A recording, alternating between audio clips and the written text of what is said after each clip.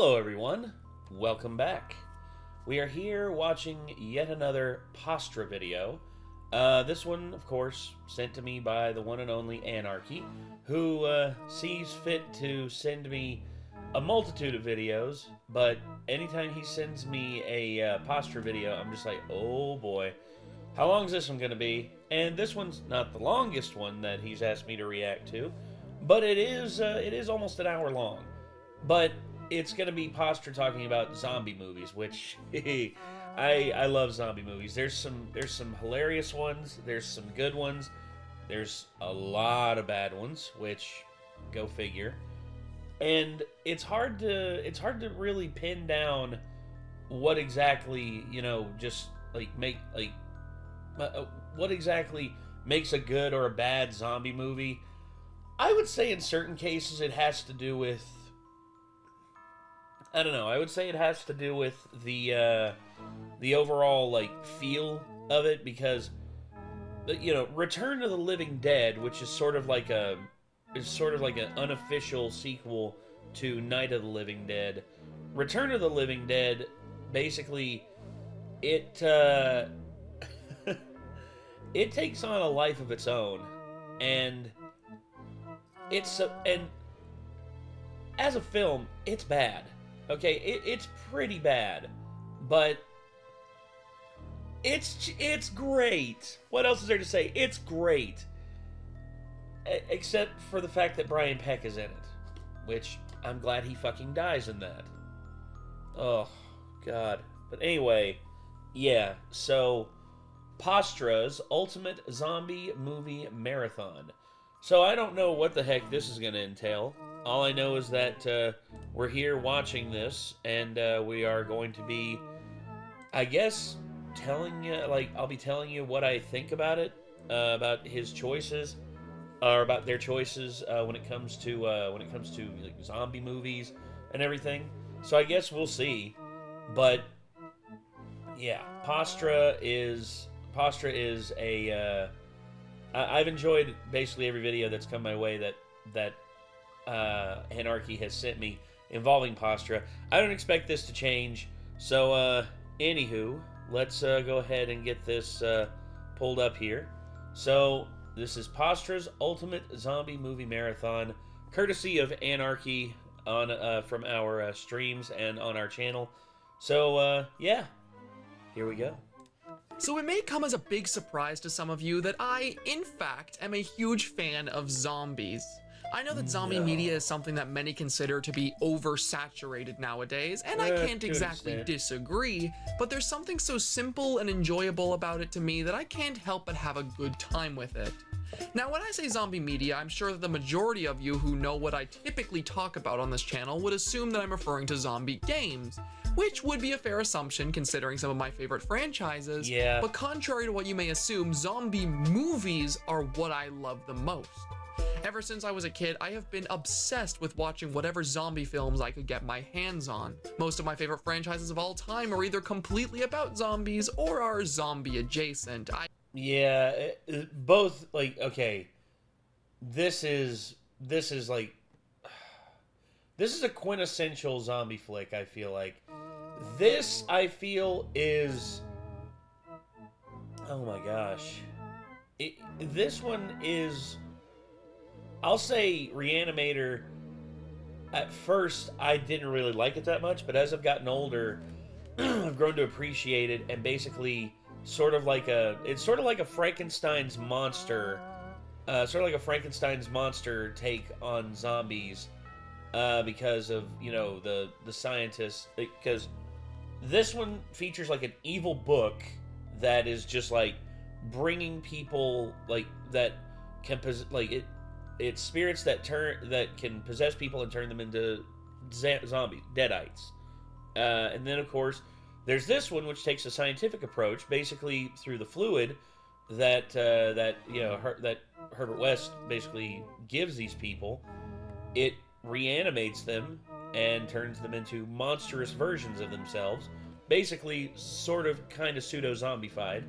And then there's Dawn of the Dead, which, the origins of the zombie plague that's in the Night of the Living Dead, Dawn of the Dead, Day of the Dead, the original Living Dead franchise by George A. Romero. I mean, there's really no origin for it. It's a sort of a mystery. I know that there's like multiple like theory videos, and that George Romero has probably said a couple things in the past, but overall, it's a mystery. So you basically have the spiritual zombies, the scientific zombies, and then the zombies that are kind of a mystery. So yeah, anyway. I just can't get enough of them. And it was shortly after making these zombie Clyde sprites for my RE3 video that I started thinking about zombie films again, wondering if there was potential for me to talk about my love of them to you guys. And that's when I had the idea for today's video. I could go on for hours about zombie movies I love already, but what about the ones I've never seen before?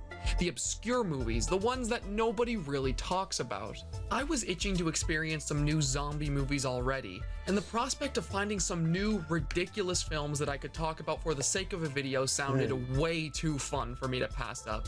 So that's what I did for today's video. I went hunting, searching wherever I could on the internet to find the most obscure, schlocky zombie movies I could find. And once I found them, I watched them alongside my poor, unfortunate friends who were kind enough to sit through the majority of them with me. And after watching all of them, I feel like words cannot describe the ridiculous nature of what we all witnessed. These movies ranged from odd in certain places to downright insanity. They were absurd. Some of these movies I could barely even grasp what was going on, making for one of the most enjoyable yet confusing watch parties I have ever been a part of. In this video, we're going to go over all of them, discussing these films in order of least to most absurd, talking about what they were all about, and giving my thoughts at the end about them. I hope you're ready for a wild time, because some of these movies are so insane it's hard to describe. So, without further ado, let's delve into it. Let's go.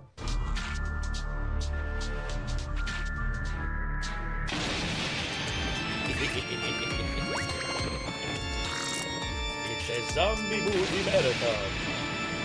God, I feel like I'm watching Joe Bob Briggs on Monster Vision again. Flesh Eater. Don't think I've heard of this one.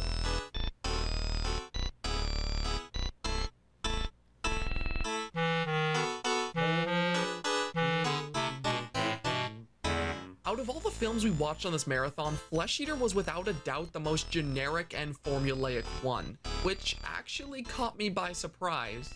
The reason I even wanted to watch this one was because of the interesting behind the scenes the movie had, which made it seem like it was going to offer a lot more than it actually did. The film was written, directed, produced by, and even starred Bill Hinsman, who you may recognize as being the cemetery zombie in Night of the Living Dead. Pair this with the fact that the film was literally named after one of the working titles for that same movie. Isn't it odd that he's considered the first true like zombie on film? They're coming to get you, Barbara. You have something which I expected to be a love letter to that film's legacy and zombie movies in general. What we ended up getting instead, though, was something very basic and uninspired. It had its moments, which you'll definitely see once we get into it, but even compared to some of the other films we'll be talking about today, I was just left disappointed by this one. Not to say that this was necessarily a terrible movie, it just left a lot to be desired.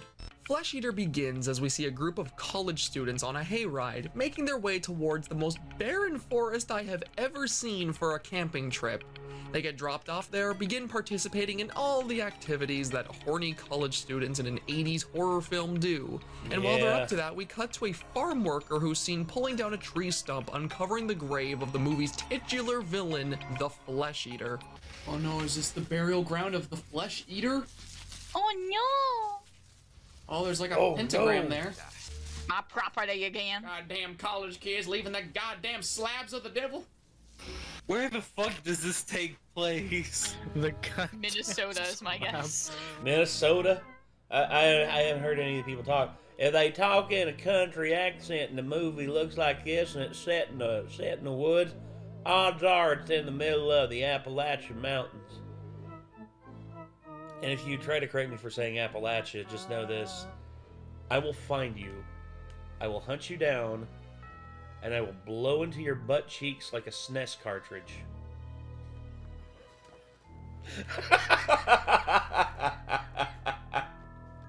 I'm sorry. I can't take credit for that one. I stole that one from Sark. That's oh gosh. That's so good though, because you just don't expect that threat. The goddamn slabs of the devil. What a line. Sorry about that.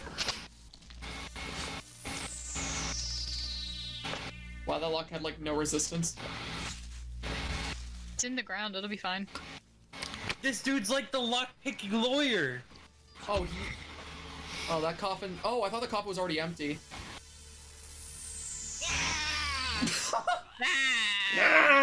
From here on, the Nah.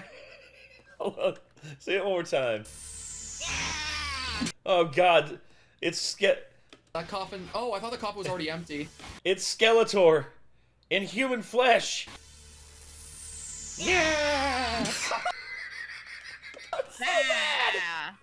From here on, the movie goes exactly where you would expect, with different characters going off on their own to do whatever the hell, and eventually encountering zombies, being killed, rinse and repeat. This cycle goes on for a bit in the forest until eventually the group of college students who are still alive realize what's going on and make their way to a small cabin to hide away. They attempt to board themselves inside the cabin, grabbing onto whatever weapons they can find and hammering planks into the walls. My God, dude, you suck at hammering. So incompetently that it made my poor friend Gaming Age absolutely livid. This is like that one scene from the Walking Dead game. That dude needs to learn how to fucking use a hammer. That's what I said. God, it's infuriating watching. Just not knowing how to hammer. Dude, it's easy. It's gravity. It's. Hold on. Do I have my soundboard up? No, I don't. I need to get my soundboard up. I got a feeling I'm gonna need it. Holy shit. He did not need that many fucking taps to board up that door. What the? Exactly. Oh my God. True, yeah, actually. My God, use the. AJ, okay, AJ, calm down. Swing the fucking hammer! Not all of us are men from the South. We don't know these things. That dude's it. No, I'm sorry. It's come.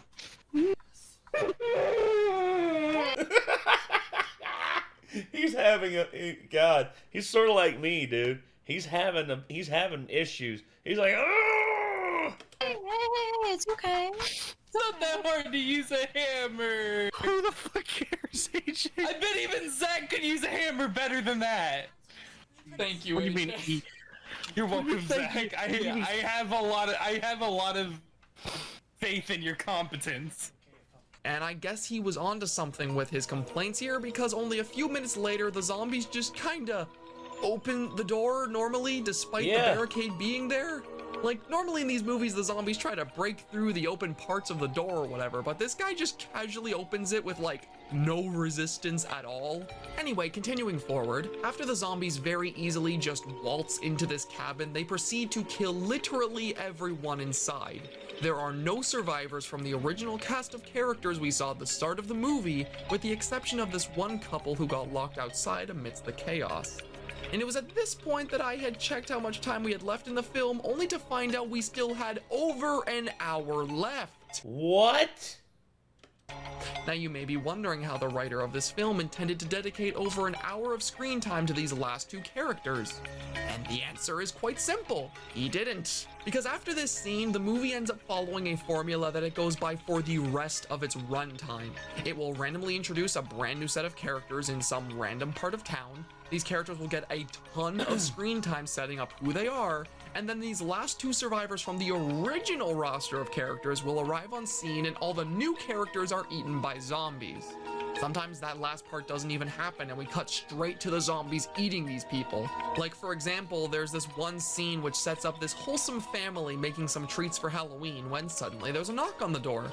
The young girl in the scene decides to go check it out because she assumes it's trick-or-treaters, and suddenly when she opens the door, she's just eaten by the flesh-eater. Damn. Damn, they killing kids up in this piece. Ain't got no fear about that. You see, that's often a thing that they say about horror movies. If you kill a kid, basically, if you kill a kid, then the movie just, like, goes off the rails and just loses all momentum. For himself, which, like, honestly caught me off guard because it's quite rare that you even see children depicted getting killed in these types of movies. But then what follows is even more absurd because one by one, each member of the family goes to the door to see what happened, and they're just systematically killed off by the zombie who's just chilling there waiting for new victims. Oh, damn, my god, Flesh Eater is an optimal killer. True. This man will eat somebody, drop their corpse outside, eat the next person who comes out, and look, there's a third one. Also, I don't understand why they couldn't just put a bullet in the Flesh Eater's head and call it a day, or like shoot him in the head with a shotgun and then call it a day. I mean, you want to eliminate the source as soon as possible, and it's just like if I'm seeing that walking, like, it's not even that he's a sprinter. He's like a, traditional, like, Romero zombie. But, anyway, sorry. And just when you thought that scene couldn't get any crazier, it ends with the father coming home to his completely zombie-infected household and just immediately being eaten by everyone else who is also a zombie now.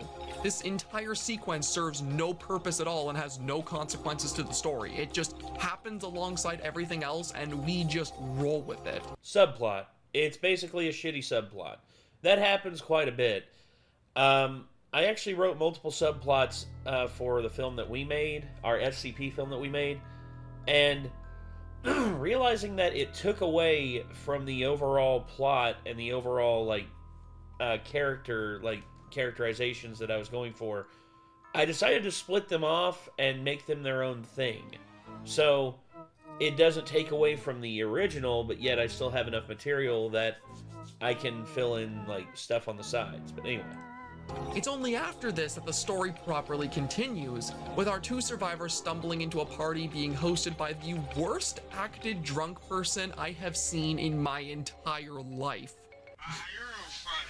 I'm gonna go over here and drink one of those guys.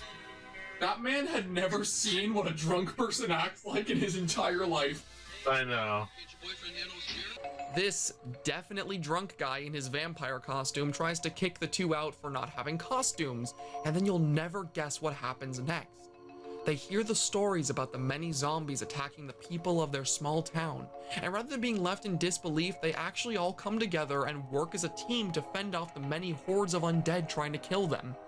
Nah, I'm just kidding. The zombies just stroll up and eat everybody at the party while the two main characters just find some small pantry in the wall to hide in. And they stay there until the very end of the movie, because after the costume party scene, we suddenly cut to a group of citizens who are armed and tasked with the eradication of all the zombies that have been eating people throughout the movie. Turns out the police put this team together after the death of one of their officers earlier in the movie, who was sent to investigate the zombie attack that was happening to our first group of college students. It's also during this scene that we get a very brief explanation about where the original zombie came from, with that one explanation being occult rituals and sacrifices that were happening in the forest. Doesn't really make too much sense with how these zombies are depicted to work in the movie, but I suppose it's better than having no explanation at all.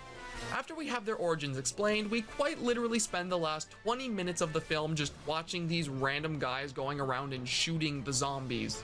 It goes on for so long and there's basically nothing else that happens. There's this one part where one of the guys sees that his daughter became a zombie, but any form of drama or emotion that could have been taken from this scene is ruined by how bad the acting here is. It's a perfect movie. She's like,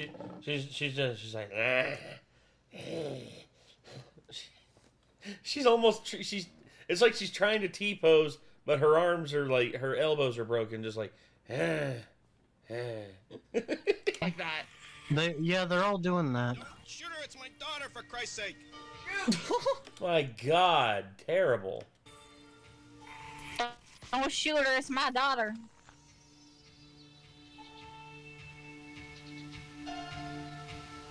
It goes on and on and on until eventually we cut back to the couple still hiding away in the little pantry they went to after the costume party.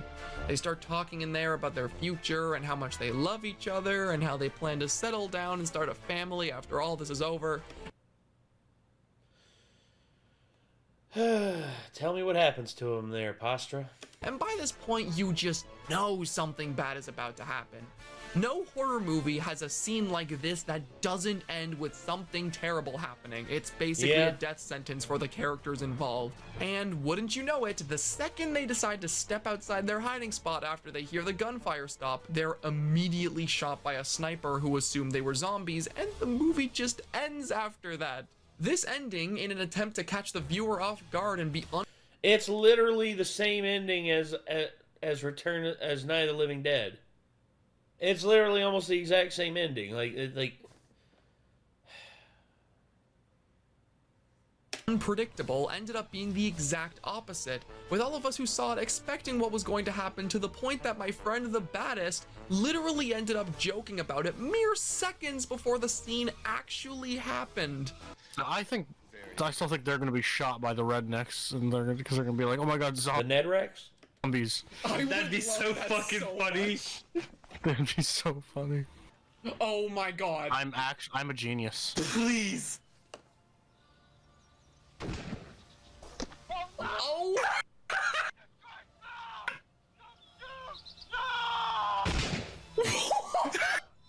I'm so smart. Hey. My brain is so big, guys. Are you serious? What? It's basically the same ending as the original Night of the Living Dead. I mean, the protagonist is literally there. Like, he's the only one left, and he tries to signal out the window, and he gets shot in the head and killed for it. My brain is massive, Zach. This You is a great understand? movie. Also, this positioning doesn't make any damn sense. How the hell did he get under her when he was the one who got shot second? That makes no damn sense. Zach, you don't understand. The power of my brain is not a force to be reckoned with. Like I said at the start of this section, this movie leaves a lot to be desired.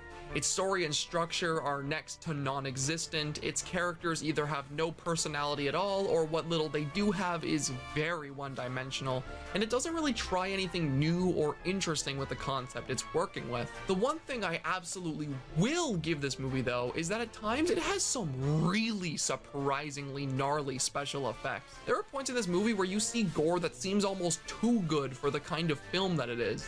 Gore and effects that are done so well, in fact, that I can't even show the majority of them in this video because they would be way too intense for YouTube's liking. It's actually really off-putting. You have these fantastic looking zombies at parts and some really horrifying deaths shown, but they're all sandwiched in the middle of a film which is so painfully mediocre in literally every other way. That was my biggest takeaway from this film, and I feel like that says a lot about its overall quality. Hopefully the next one we look at will be a bit more exciting. Nightmare City. Interesting.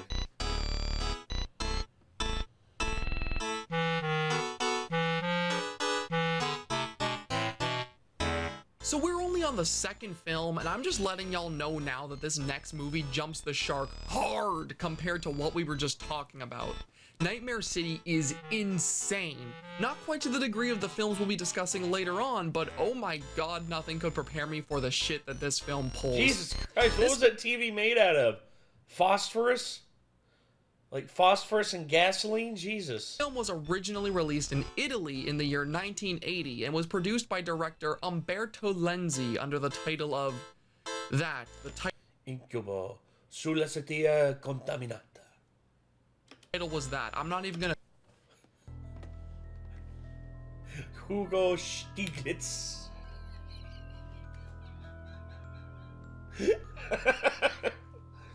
There's not an enlisted man in the SS who's not heard of Hugo Stieglitz. Oh god, Hugo Stieglitz. one of the best like side character, like one-off characters in a Tarantino movie ever. Gonna try to pronounce it because I just know I'm gonna butcher it badly. It was later released for audiences in the US under the title City of the Walking Dead, a title which didn't last that long as it would then be re-released later under the title of Nightmare City, a rough translation of the film. I also love that the one review on this here is like, one of the craziest zombie rides ever. Sex Gore Mutants. It's like, of course they would get the... film's Italian title. Strange production and behind the scenes aside, I was interested in this movie because of the over-the-top premise it had, advertising itself as being an anti-nuclear film about a bunch of irradiated zombies running around the countryside stabbing and shooting people. It sounded like the kind of insane premise that I often enjoyed watching from older exploitation films made around the same time. And actually sitting down and getting into the film, my assumptions were immediately proven correct within the first 10 minutes. The opening of this film shows you everything you need to see to get an idea of what you're about to get into. It opens with our main character, a news journalist who's supposed to be meeting with a scientist at an airport to discuss a recent nuclear accident that took place close by. As he arrives though, he isn't exactly met with the interview he expected, as an unidentified military aircraft can be seen flying overhead trying to land at that same airport. It touches down, a bunch of armed soldiers surround it, and suddenly just a bunch of zombies start piling out of it and start stabbing everyone. They just go 1 to 1,000 with this shit, I am not kidding. It's just 3 straight minutes of uninterrupted carnage. Zombies using guns, zombies using weapons. Caught me so off guard. And I'm just warning you now, this one scene right here pretty well summarizes this entire movie in a nutshell, because this exact scenario plays out so many times. We'll just cut randomly to a group of people minding their own business when suddenly, bam, here comes a whole legion of zombies with knives and sickles and guns and whatever the hell else, who just start stabbing and murdering everyone who you see on screen. Random scene of a bunch of people in a TV studio filming some aerobics? Sucks to be them because now the zombies are here and everyone is just dead now. Oh hey, here's a bunch of soldiers just standing guard at the city's power supply. I sure hope a whole ass army of zombies. Here come the friggin' the zombies hopping out the van like a fucking clown car. Zombies doesn't just appear out of some tiny car and start killing everybody. Oh no, those zombies took out the power to the city, trapping a bunch of civilians in an elevator. Hopefully they can find a way out. Oh hey, look, there's hope. Someone's actually helping them using the manual controls for the lift. It would really suck if that person was actually a zombie who was sending all those people down to his fellow zombies so we could see more people get stabbed and murdered. Okay, so I think I got the point across, but I cannot stress enough that this is essentially what the entire movie boils down to. It happens so frequently. And while I'm discussing this element of the movie, I feel like there are 2 other things related to it that I'd like to bring up. Okay. The first being the film's soundtrack. The soundtrack of this movie, more specifically the one that plays when the zombies appear, is insanely catchy. It's so surprisingly upbeat compared to everything else in the movie, and I feel like it perfectly captures the pure chaos that most of its scenes consist of. I ended up enjoying this track so much that I found myself listening to it a lot while working on this video. The same praise cannot be given, however, to the way these zombies look. Out of all the films we're going to be talking about here, and just out of every zombie movie I've seen, this film may have the ugliest designs I have ever seen. Rather than looking rotted or mangled like your traditional zombie would, the ones in this film look more like they have layers of mud piled up on their faces and bodies, which led to me giving Shit zombies. them a very fitting name when I saw them over the course of our watch party. Oh, hi. It's the Poop Man. Is the poop rats. Oh god, the Poop Men are here. The Poop Man? No, there's a whole squad. The whole Poop Squad. The shit squad. The whole Poop Squad. Actually, moving on from this opening and the many scenes like it, this film has simultaneously one of the most simple yet confusing stories of all time. Allow me to explain. Please do. On one hand, you have a very easy to understand, simple narrative about radioactive zombies attacking this countryside, with the journalist and his wife caught up in the middle of it just trying to survive. There are some decent scenes where we have the origins of these zombies explained to us, with them being the result of the nuclear accident which was mentioned at the start of the film. And there are plenty of tense moments where we question if our two main characters will ever make it out alive.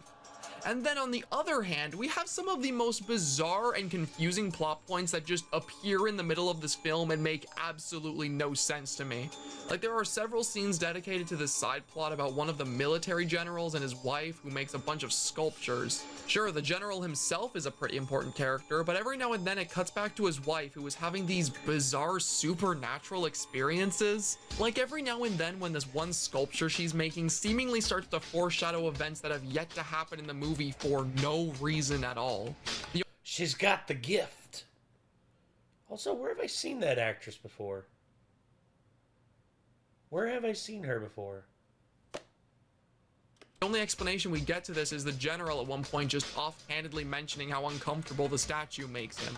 Other than that, there's nothing, and the side plot goes actually nowhere. It ends with the general just shooting his wife after she becomes a zombie, and we move forward from it like it's nothing. And if you thought that was weird, just wait until you find out how this thing ends. Oh boy. You see, during the watch party when we were going through this film, I had realized that we were 10 minutes from its conclusion, and I had no idea what was going to happen. The power of It Christ continued going through its compels you. regular motions, with hordes of zombies showing up and attacking our two protagonists in a seemingly hopeless situation.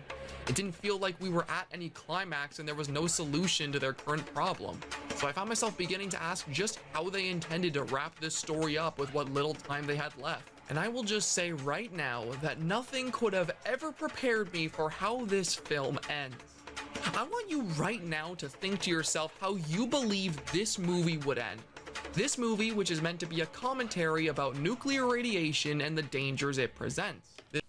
Drop a nuke on him. This movie about surviving an ensuing Basically Return of the Living Dead ending. fallout against a horde of zombies which slaughter everyone in sight. How do you think a film like that would end? Have an idea? Great, now let's talk about why you're probably wrong. As I said before, this film near its end pulls a lot of the same stuff we've been seeing from it since the start. Our two main characters are caught up being chased by a horde of zombies, and they're forced to flee to a now abandoned amusement park. It's here we see them fight for their lives as they eventually make their way onto the tracks of a roller coaster, attempting to signal for help to a nearby helicopter. The pilot of the helicopter spots them, the general from before throws them down a rope, and the day is seemingly saved.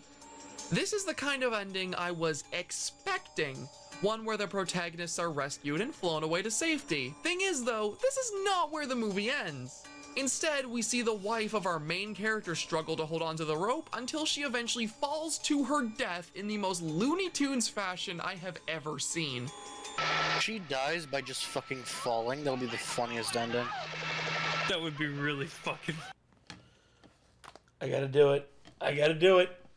funny. Survives all this, but she fucking falls. Oh my god. Let's fucking go! Oh my god!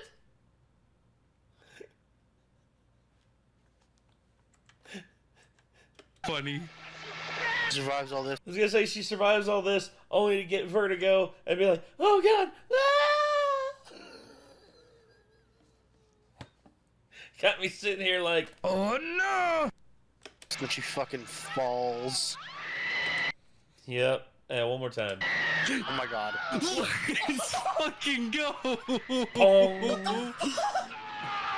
And then just when you think that's crazy enough, we then cut to our main character waking up to find out that the entirety of the movie was nothing but a dream. Yeah, you heard that right. This movie pulled a dream ending. Or at least it tries to convince you that it did, because after waking up from his dream, the main character tells his wife that he has a meeting to get to. A meeting with a scientist. A meeting at an airport where they would discuss a recent nuclear accident that took place close by. Does that sound familiar to you? Well, it should, because that's literally how the movie started. And yeah, this goes exactly where you'd expect from here. He arrives, an unidentified military aircraft lands there, and the movie ends with the events that it started with happening all over again. This movie just pulled the infinite loop ending for literally no reason. Yeah, it. Okay. That I thought it was gonna go Return of the Living Dead, but no. Infinite, dream. Oh, it's all a dream. Infinite loop.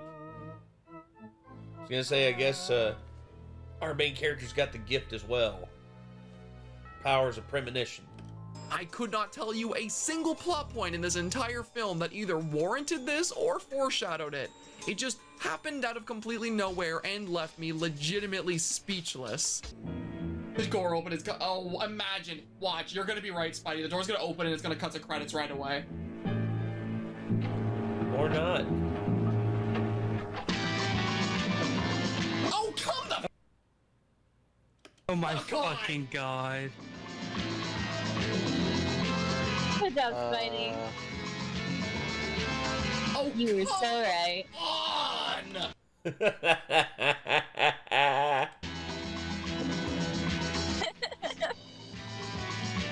That was truly the movie of all time. That is definitely a movie of all time. Yeah, but see, that movie wasn't that bad until it used the cop-out ending. That movie wasn't that bad until it had what may be the most garbage ending I've ever seen in a film. This ending actually took so much away from the enjoyment I originally had when watching this film. It wasn't the best thing on the planet leading up to it, but it was just an overall enjoyable zombie movie with a great soundtrack and some really high energy scenes up until the ending, which really just felt like the writers and director not knowing how to actually wrap the whole thing up. And this is coming from somebody who doesn't mind this kind of ending in media. It just felt like this one did it for no conceivable reason, and it vexes me so much to even think about. Fortunately, the next film we'll be talking about here delivers a lot better than this one on both its ending as well as presentation in general. So let's take a look at that one next.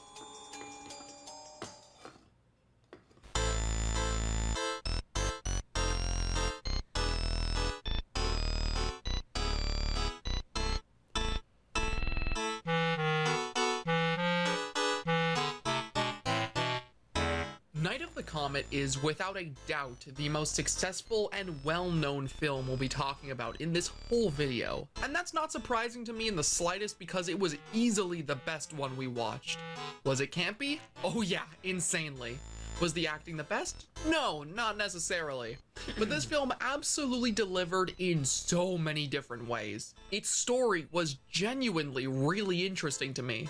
Its characters were very well done, and the actual cinematography of the film was legitimately beautiful at times. If there was a single film in this entire video that I would suggest any of you guys go check out for yourselves, it would absolutely be this one because it definitely deserves it. With all that praise in mind, I will say that I plan on going a bit more in depth on the recap and the story of this particular movie compared to the others because it actually feels like there's a real plot worth discussing here. So don't be surprised if we stay at this film for quite a bit longer.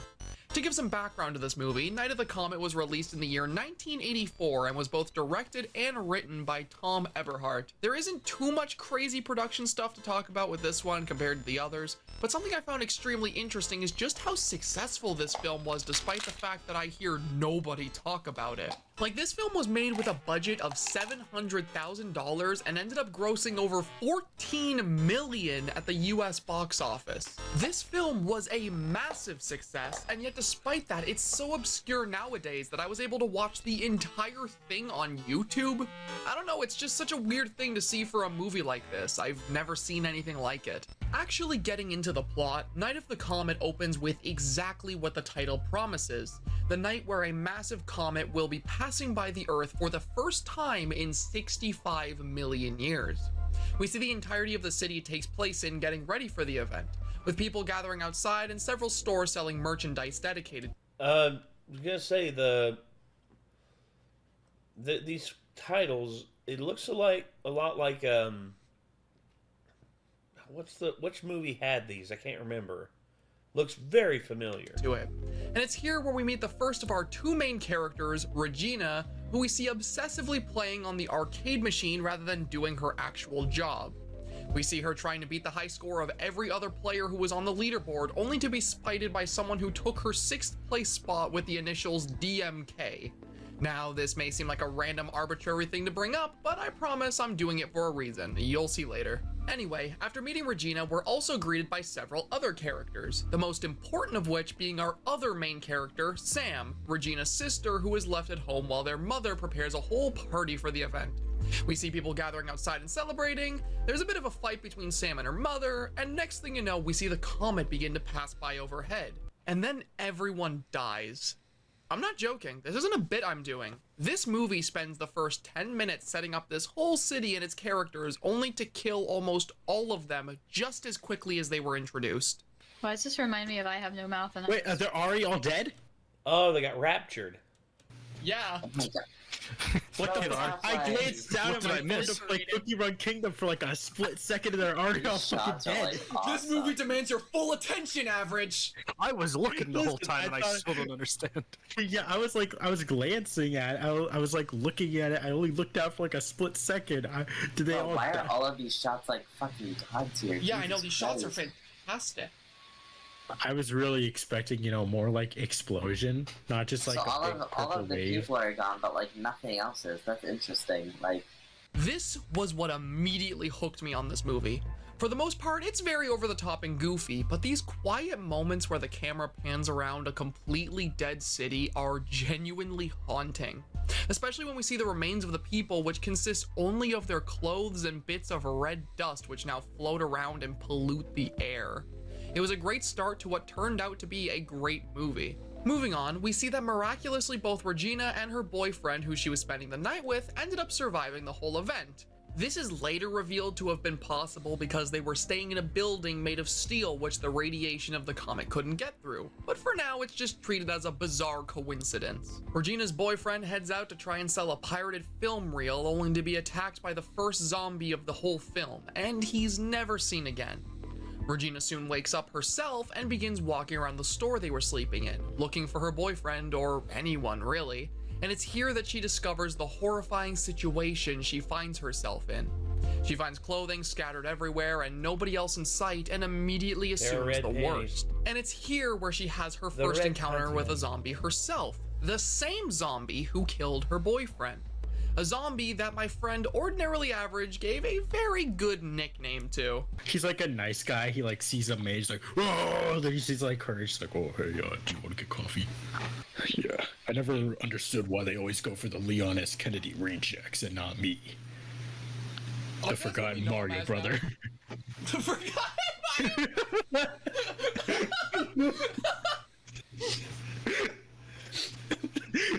The what? The forgotten I am brother? Mario brother. The forgotten Mario.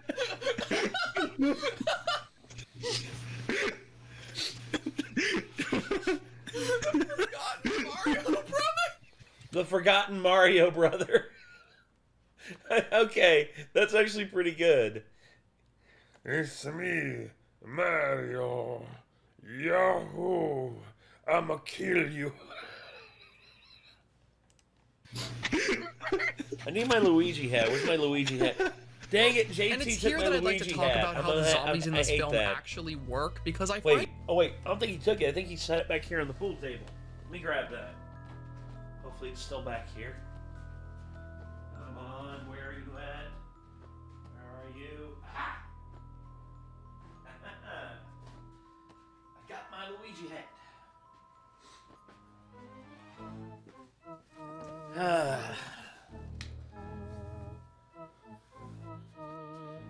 The best Mario brother. Fight me. Okay. Okay. Anywho, back to the movie. I find it very interesting compared to what we've already seen. See, the zombies in this film aren't a result of reanimation or some kind of infection. Instead, they're what happened to the few people who survived the initial passing of the comet. The comet polluted the air of the entire planet, killing most people instantly, but like I said before, some people managed to survive because they were inside a building that had some kind of steel or metal walls. These people, the ones who leave the safety of wherever they're hiding, then get exposed to the polluted air and start to rot away slowly. It drives them mad, decays their skin, and turns them into the zombies we see through the movie. This explanation of how the zombies work in this film is so cool to me. It basically puts a massive looming threat over our main characters, with us wanting to see them figure their way out of what seems like a hopeless situation. And it makes the zombies themselves very interesting because rather than being completely mindless monsters, there's still small semblances of humanity left in them. Regina ends up fighting off this initial zombie and rides away on her motorcycle, making her way through the city and trying to get home to her sister. And it's here as she does this that I feel the need to comment on how legitimately beautiful this film is. Seriously. The shot composition of these scenes, the color grading, the set pieces, they're all so well put together and act as an amazing spectacle to look at. In my opinion, it's these visuals that are easily the strongest part of this movie. They really sell the desolate feeling of the abandoned city and put into perspective the situation all of our characters find themselves in. Genuinely some top tier stuff. Anyway, moving on, Regina ends up finding Sam and the two of them make their way to a radio station to seek out cover where they meet this guy named Hector, a truck driver who ends up accompanying them for most of the movie. A couple of important things happen here, with the main thing being the introduction of these scientist characters who appear to be monitoring the whole situation from an underground bunker. They talk about taking in survivors, with this one lady arguing against it to the dismay of her colleagues. And then it just kind of cuts away from them for quite a while in the movie after. I promise they'll be very important later though. The other thing which happens in this radio station, and easily one of the weirdest things in this movie, is this sequence where Sam is seen driving away and being pursued by cops. As she's pulled over, it turns out these cops are actually zombie cops, or as we called them during the watch party, Zops. Why are there cops? Please be zombie cops. Please, zombie cops. They gotta be. Zops, zops, zop, zop, zop, zop. Please be Zops. I'm begging you, please be zombies. Please. Oh, they're 100% zombies. And then she wakes up because it turns out the whole sequence was a nightmare. She gets up, goes to the washroom to refresh herself, and then the Zops come back because it turns out she was having a dream within a dream, and then she wakes up. Yeah, this whole sequence was weird as hell and it gets no real elaboration. It just kind of happens and we're supposed to roll with it. Shortly after that, some other random stuff happens, like Hector going back home to be chased by some zombie kid, more stuff with...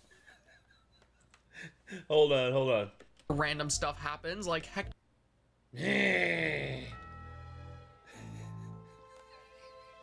Reminded of that movie Better Off Dead. Just like $2 cash. Oh gee, sorry Billy, I ain't got a dime. Didn't ask for a dime. The bill is $2.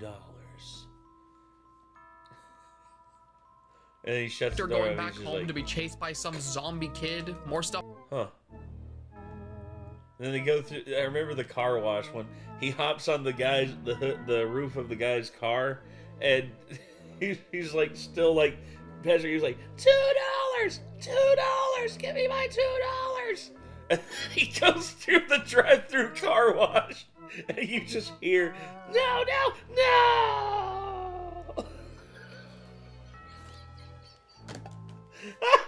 It's so stupid. Stuff with the scientists and them taking in survivors, and the same lady from before still being very against it. And then Regina and Sam leaving the radio station and finally having the reality of their situation set in. There's this heartfelt moment between the two of them where they express how scared they are of their situation, and shortly after that we get a shopping montage. Yeah, so I guess to make themselves feel better, they decided to run over to some random mall and start grabbing whatever they could. You know, to take the edge off of what is very clearly a miserable situation to be caught up in. The montage itself is decently fun, with them running around to some upbeat music and trying on clothes and whatnot, but it's here that the movie hits its peak, because it's in these scenes where we get introduced to the greatest character in all of cinema. Ladies and gentlemen, allow me to introduce you to Willie. Willie is this goofy fella who randomly shows up and starts watching both Regina and Sam on the security cameras. And let me tell you that this guy right here is easily the most entertaining character I have ever seen in one of these films in a very long time. Let me tell you the lore of Willie and his gang, because these guys got a whole backstory that gets explained in this movie, and I live for it. You see, Willie and his gang were just a bunch of minimum wage workers who once worked for this mall, and after the comet passed, they were seemingly the only survivors of their entire staff. Coming to this revelation, Willie decided that the only reasonable course of action was to take over the mall as its new corrupt owner and kill any and everyone who tries to steal from it. He is the leader of an evil mall gang who tries to rule over said mall like some ridiculous king, and I adore this so fucking much. You got weird priorities there, Pastra, but you know what? I'm all for it. Willie's inclusion leads to easily the most entertaining fight sequence we get to see from any of the movies in this video, with his henchmen trying to kill both Regina and Sam and them participating in cartoony hijinks in order to escape. We see stuff like Regina pretending to be a mannequin, Sam just throwing whatever the hell she can find at the guys carrying machine guns, and all the while Willie is talking to them through the mall speakers like he's Jigsaw or something. This entire sequence comes to its climax as Willie and Regina manage to take 2 people hostage, with Regina having one of Willie's henchmen and Willie having Sam. The two argue for a moment, which eventually leads to the single funniest scene I have witnessed in a very long time. I'm sorry, miss. I can't have you holding one of my people hostage. That's a great read. Even if you pull the trigger, I can still take him out. I love him. Come on, Willie, she means it. Miss, you're not getting the point. Willie, come I can't have on. you holding one of my people hostage. Wow. Oh, so he just kills him. Oh, I love him. You're crazy! I'm not crazy, I just don't give a fuck.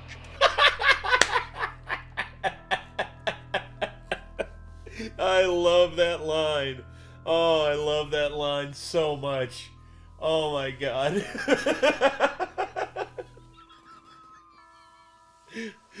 I'm not crazy. I just don't give a fuck. Oh, I need to put that on the soundboard. I need to put that on the soundboard so bad. I need that. I need that on the soundboard right now. That's honestly based. Yeah. I'm not crazy. I just don't give a fuck. Hold on. Is that a sound bite that I can just use on its own? Hold on. I'm not crazy. I just don't give a... One eternity later. Let's see if it works. Hold on. Here we go. I'm not crazy, I just don't give a fuck. Yes! Yes! So much! Yes! Oh, I got it to work. Oh, thank you. Thank you. Thank you. Oh. You know, anytime someone calls me crazy, it's like, oh, Nate, you're crazy. And I'm just gonna be like... I'm not crazy, I just don't give a fuck. God. Oh my god. Literally same. That has to go in the. That has to go in the. That has to go into the video. That has to go in. Yeah. Has to go in. Oh my god! The base levels are off the charts. Oh, this guy! Oh, I need that clip to just reply to people whenever they call me out for my atrocities. This guy is my new favorite villain ever. I just can't properly put into words how much I love this guy. I'm not crazy, I just don't give a fuck. He is so ridiculous. If there's one takeaway I want people to have from this video, it's that we are seriously underrating Willie. He is the greatest villain in all of fiction, okay? He's actually great, moving though. on with the plot, Willie manages to capture both Regina and Sam, revealing to the two of them that he is actually a zombie and tormenting them before straight up trying to kill them. This doesn't end up happening though, because the most tragic death in all of cinema happens as the team working for the scientists from earlier shoot Willie and his gang gang, killing all of them. Rest in peace, Willie. We'll never forget you. Aww. Poor Willie.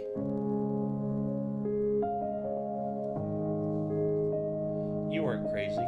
You just didn't give a fuck.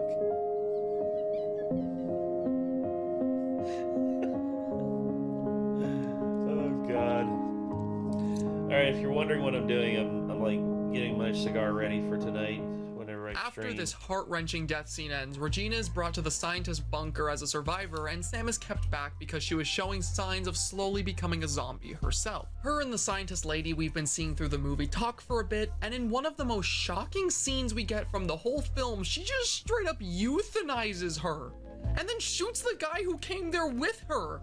Like, okay, this just happened out of nowhere, what the hell? And just when you thought that this series of events couldn't get any more grim, Hector comes back in a Santa costume, which I genuinely, for the life of me, can't remember the context to. And the lady who's been doing all this just straight up euthanizes herself as well in front of him. She talks about how every survivor is going to die anyways, and then just drifts off before we can get any further context. And it's after this moment that the film reaches its climax. We cut back to Regina in the scientist bunker, who is now slowly but surely learning the truth about the situation that all the survivors find themselves in. Turns out these guys were never the good guys in the story. Instead, they've been collecting survivors to harvest their blood and create serums that will prevent the effects of the comet's pollution. The lady who didn't want any survivors brought down there? It turns out it's because she didn't want them to be killed by her colleagues. She was the good guy. Now with that in damn, okay, that's actually a pretty neat twist. Mind, you may be wondering why she would go and kill Sam then. Well, turns out she didn't, because Hector shows up to the lab and has Sam chilling in his trunk. Yeah, turns out the stuff she used on Sam just knocked her out, and the real euthanasia she was carrying was the stuff she used on herself. Which, like, I don't know why she went out of her way to do such an elaborate plan to trick her colleague when she just shot him immediately after anyways, but whatever, it's still a neat twist. Hector and Sam end up meeting up with Regina again. They escape the lab with a pair of children who are being kept there. The lab is blown up along with all the scientists, and they ride off to freedom. Now, with the setup of this movie and how dire their situation is, you may be wondering how all of our characters actually end up surviving this whole apocalypse in the end. Well, and the answer turns out to be more simple than you'd expect, because in the next scene, it starts to rain, and said rain quite literally just washes all the red mist out of the air. All they had to do was wait for it to rain for the zombie apocalypse to be over. I would complain about this, but honestly, with how random everything else in the movie is a lot of the time, I don't really mind this little plot convenience. Besides, I ended up loving all these characters so much that I wanted any excuse I could get to see an ending that wasn't them just dying. After the rain settles and the only thing he wishes is that Willie could still be here. The red mist vanishes, the movie ends with us seeing Regina and Hector now together and raising the two kids they saved from the lab as a newly adopted family.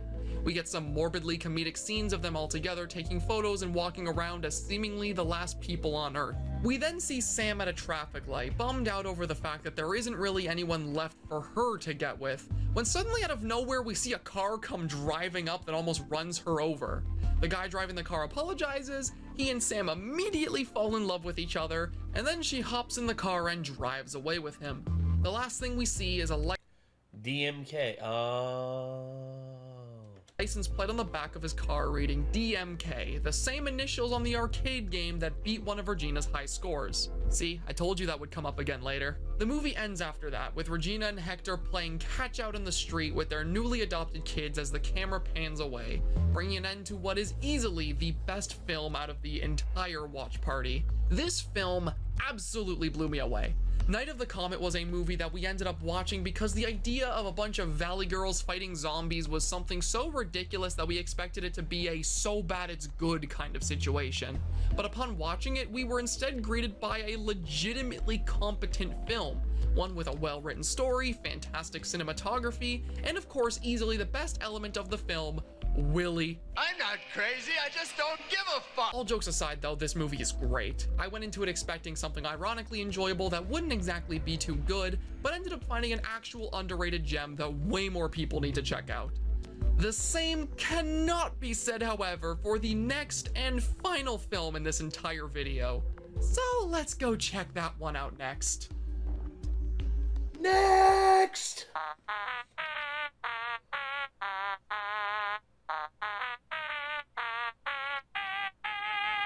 Oh my god, this movie. How do I even start with this movie? How do I even describe the experience that is watching this?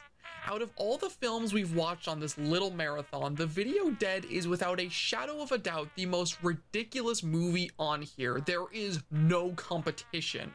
And with that said, it is easily my favorite as well. Is this movie good? No.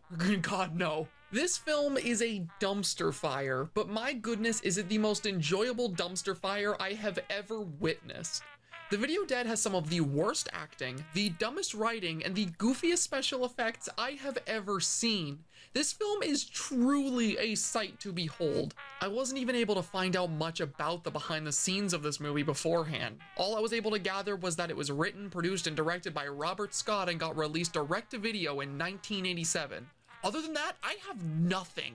I wasn't even able to find out the budget this film was made for, which is so unfortunate because I want to know that info so badly. Apparently it was planned to have a sequel too, but it got cancelled because the director was offered the same budget as the first one, which he didn't want to work with again, leading me to become even more curious about what the hell this movie was made for. This whole movie is an enigma. Its story, the actors, the behind the scenes, all of it's a mystery to me, and it leaves me just wanting to know how the hell this whole thing came to be. And speaking of its story, I'm gonna try my best to describe the plot of this film to you to the best of my abilities, but I feel like no matter what I do, I won't be able to make up for the fever dream this film is, so please bear with me here. The Video Dead is a zombie movie all about an evil television that acts as a gateway to a whole other world, which is an infinitely repeating zombie film. This television, when turned on, allows for the zombies in said zombie movie to climb out of their world and into the human world to wreak havoc and do their whole zombie thing. The movie opens up with an older guy who is so lazy he can't even take care of a goldfish waking up to a delivery at his doorstep. Oh. The delivery is exactly what you'd expect. The TV, which was mysteriously sent his way by someone who remains unnamed for the time being. He takes the TV into his house, it does some spooky stuff like turning on by itself, the zombies escape, and the poor old man is killed, giving us our cold open. We then cut to our two protagonists, Zoe and her brother Jeff, who may have the crowning achievement of being the worst acted character I have ever seen in a movie. Like, not to throw shade at this guy, I'm sure he wasn't given much for his role, and judging by the fact that this is the only film he's ever played in, I'm sure he's doing his best. But my god, I don't think you could get this guy to act to save his life. Every single line he says comes out like an unenthusiastic theater student, and it makes for a lot of the scenes that aren't meant to be funny being absolutely hilarious as a result. Sure. I love animals. Me too, but I love animals. Funny you should say that. I hate poodles too. Oh, this is the worst acting yet. I know. I don't get it. Why are you leaving? Why did you kill her? You don't know. This is the worst acting I've ever seen. Why did you kill her? It's up there with the... It's like, they're eating her! And then after that, they're gonna eat me! Oh my god! We find out after meeting these two that they inherited the house from the previous owner after he mysteriously went missing. And it's not long after that we're introduced to Mr. Daniels, a man who is always seen— Look at that Dimmadome hat. Doug Dimmadum-dum, Dimmadum-Dimmadome. Wearing a goofy cowboy hat and was apparently the person the TV was supposed to go to at the start. Yeah, so you'd think from the opening that the TV was meant to go to the guy at the start because of some kind of supernatural circumstances or something, but no, turns out it was just a genuine mistake made by the delivery guys, which is just so unfortunate for the poor guy and his dead goldfish. Like, how bad can your luck be? Anyways, Jeff dismisses Mr. Daniels and immediately finds the TV in the attic, bringing it downstairs like he wasn't just warned about something evil matching its description and putting it in his bedroom. It's then that we meet another side character, April, who we see out walking her dog when she runs into Jeff. The two characters immediately get along, and her dog ends up escaping into the woods only to get killed by the zombies from the opening, who are still roaming about. No, not the pupper. They killed the pupper.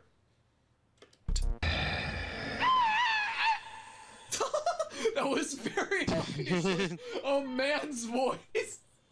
That was a man going, "Arr!" Jeff and April end up finding the dog, and April is left distraught because of what her parents will do once they find out it's dead. But don't worry though, Jeff comes up with a foolproof plan to make sure April doesn't get in any trouble. The dog swallowed a ball.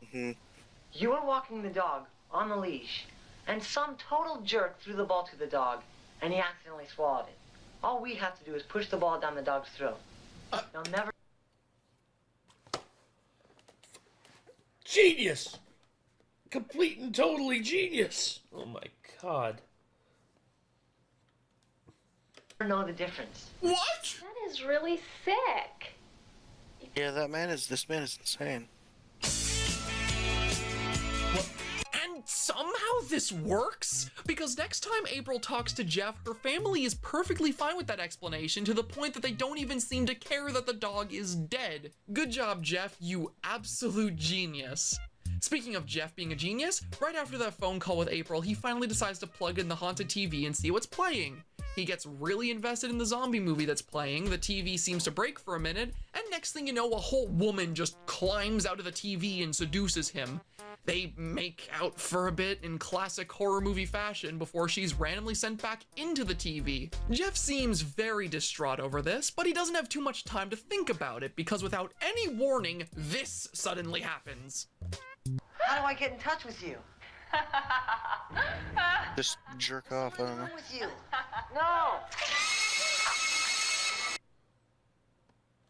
No! Oh my god. Just jerk off, I don't know. With you? There's someone in the room with you! No! No! No!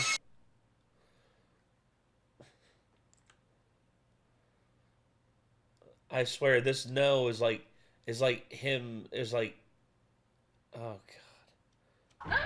It's so emotionally dead, I don't even know what to say about it. Just jerk off, I don't know. With you? No! It's like he's just casually telling you no. It's just like, hey buddy, it's like, hold on. Hey buddy, hey, real quick. Did you like taking part in this movie? No! Oh. Well, that sucks. Why did you kill her? Don't know. This is the worst acting I've ever seen. This random guy who just materializes into the movie is named the Garbage Man. I am not joking. They call me the Garbage Man. I eat garbage, and I throw garbage all over the ring. And he exists purely in this film as a source of exposition on how the zombies work. After this initial scene where he's introduced, he never comes back. We never know who he is, how he got into the TV world, what he's even doing there. All we know is he calls himself the Garbage Man, and he kills zombies just for fun, I guess? Good old Garbage Man explains to Jeff that the zombies are from another world and they have a couple weaknesses, their main one being mirrors. He tells Jeff to strap a mirror to the front of the TV and just leave it somewhere that people won't find it. Jeff is very quick to follow this advice, leaving the TV in the basement with a mirror taped to the front and locking the door. And it's at this point that we just completely and totally abandon anything to do with Jeff or Zoe or April and just start watching a montage of the zombies killing random people in their neighborhood. Remember at the start of this video when I talked about Flesh Eater and how that film just transformed into a compilation of people being introduced, the main characters arriving, and then zombies showing up and killing them all? Yeah, this film does that, but never has any of the main characters involved. It just devolves into 10 minutes of the zombies killing random nobodies for quite literally no reason. It's the closest I've ever seen to a movie having legitimate filler, and so many of the deaths shown in the sequence feel like something right out of a cartoon. After the random death montage is finally over, we cut back to April, who stumbles across multiple of the bodies that were left behind in the zombies' wake, and she ends up spending the night in Jeff and Zoe's house to keep herself safe. Mr. Daniels comes back and offers to help them now that they understand the threat they're facing, and they try coming up with a plan. Mr. Daniels explains to them that there are multiple ways to defeat the zombies, with the mirrors being the main one because I guess the zombies just hate looking at themselves and being reminded that they're dead. The other ways include not showing your fear of them and trapping them in a space they can't escape from. I couldn't tell you what. Or, you know, shooting them in the head. Those are ways to defeat zombies, but I mean, hey, it works later on, so who am I to judge their methods? While they're all kept up in the living room planning out how to defeat the zombies, April actually ends up getting kidnapped, which leads to the film's climax as Mr. Daniels and Jeff leave into the forest to try and save her. While wandering through the forest to save her, the two get involved with a bunch of random hijinks, like shooting zombies with a bow and arrow or calling each other names for a ridiculously long time. Jesus Christ. Don't you ever sneak up on me like that again. I didn't sneak up on you, boy. You sneak up on me like that again, you know what's gonna happen to you? No, boy. You tell me. Death and destruction. Okay, boy. Whatever you say. And that's another thing. Literally the least My name isn't threatening Boy. thing ever. Jeff, think you can handle that? Okay, boy. Gust of wind could kill Jeff. For real? Go ahead, have your fun. I'm confident any one of us could beat the shit out of him. Call me. I called you cow shit. You call me boy. I call you cow shit. Okay, cow shit? And at the end of it, the two of them finally arrive at this cabin in the woods where their main plan to defeat the zombies and save April can be executed. There's only one problem with this plan though. That being the fact that when Mr. Daniels goes into said cabin to plot it out, he finds April already dead. Of course, he doesn't think to tell this to Jeff, instead going forward with the plan as if it never happened. What is the plan, you ask? Well, it's a doozy. The entirety of their plan to defeat the zombies involves Jeff being strung up in some trees as bait, all the while Mr. Daniels waits inside the cabin to kill them off using his bow and arrow one by one. Surely nothing about this plan could go wrong at all. So anyways, the plan goes wrong almost immediately because somehow Mr. Daniels manages to fall asleep while the zombies are trying to kill Jeff. Like, dude, this was your plan. You came up with it. How the hell did you manage to fall asleep? He's woken up by the sounds of Jeff screaming and manages to just barely save him, killing the zombies and saving the day. Except he doesn't, because none of the zombies are killed, and I kid you not, both Mr. Daniels and Jeff both die shortly after. And it's here that the real climax of the movie begins as Zoe is hunted down as the film's final girl. And this climax is insane. It starts off exactly like you'd expect, with the zombies starting to break down the door and Zoe grabbing a weapon to defend herself, but it goes in a completely different direction as she suddenly has a flashback to one of the zombies' weaknesses, that being fear, or lack thereof. So she just goes outside and greets them, has dinner with them, shakes hands with them, feeds them beans, all so that she can work towards a plan to exploit the zombies' other big weakness, that being to trap them in a room they can't escape from. So under the guise of friendly hospitality, she takes the zombies down to the basement, locks them down there, and the film reaches its end as they're all sucked back into the TV once and for all. This climax is insanity. This film pulls a lot of absurd stuff, but something about seeing a bunch of killer zombies sat around a table eating beans and just chatting it up with this poor girl was so ridiculously goofy to me, and I loved it. The film finally comes to an end as we see Zoe's parents coming to visit her at a psych ward, where she's been left as a result of the trauma she experienced from the zombies and everyone else she knows being dead. Her parents seem worried for her, but they're doing their best to make sure she's comfortable during her time there. In fact, they even brought her a gift to help pass the time. No. It's gonna be a new TV. It's gonna be a new TV. Yeah, it's going to be. It's a new TV. You're so right. It's the same one. It's the same TV. And so, the movie ends as it cuts to black and Zoe screams out in horror, bringing an end to both my favorite film we ended up watching and the zombie movie marathon. The Video Dead is by far one of the campiest and most ridiculous films I have ever watched. Its story feels like a fever dream sewn together by a bunch of really bizarre, loose ideas. It has some of the worst acting I have ever seen, and its behind the scenes is a complete mystery to me, leaving me both confused and very intrigued about this movie. It may be a dumpster fire, but I'd be lying to you if I said that movies like this one weren't some of my favorites to watch. I've always had a strong love for cheesy 80s horror films, and this one checks off every single box for why I love them so dearly. If you're looking for goofy fun, go check this one out. If you're looking for a genuinely good film, maybe consider something else. All of the films we ended up watching for this video had a bizarre charm to them that made them all really fun to watch. Even films which felt more lacking had parts of them that me and my many co-hosts were able to get a lot of fun out of, making this easily one of the most enjoyable videos I've ever sat down to make. If you want to check out any of the films we talked about today, then you're in luck because they are all very easy to find online. And if you want to see the full version of our watch party that we recorded to make this video, I'll be posting it on both my Patreon as well as on my channel for any channel members to check out. So be looking forward to that. I hope that all of you enjoyed watching this video as much as I enjoyed making it. As I said at the start, zombie movies have always been something I am very passionate about, so having the opportunity to experience brand new ones alongside my friends and viewers has been a very special experience for me. I hope to see you in whatever my next project ends up being. Goodbye for now. Well,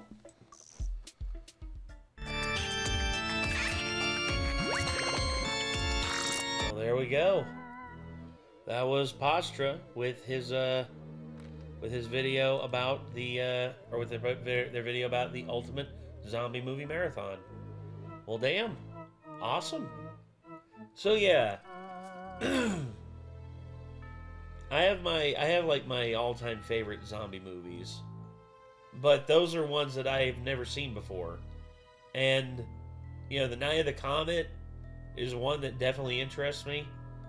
Whereas Video of the Dead, Video Dead, I swear that one just took me off guard with just how ridiculous it looked. I mean, wow. Oh my gosh. Well, I don't know what else I could say about this except for that was a lot of fun, and I really hope to see more from Pastra here in the future. So I guess maybe we'll see, but. For now, everybody, I think I'm going to end it here. This, once again, was Pastra's Ultimate Zombie Movie Marathon. Let me know what you all thought about it. Be sure to check out Pastra. I'm sure we'll have their channel like up over here in this corner. Then we'll have subscribe over here to our channel. Then down below, you know, probably over here, you'll see our playlist that'll go to, like, a playlist that'll go to our Invincible Season 2 reactions. Then over here, you're probably going to see a randomized video that the algorithm thinks that y'all might be interested in watching. Feel free to check any one of those out. But till then, everybody, I'm Nate. I will see you in the next one. Peace.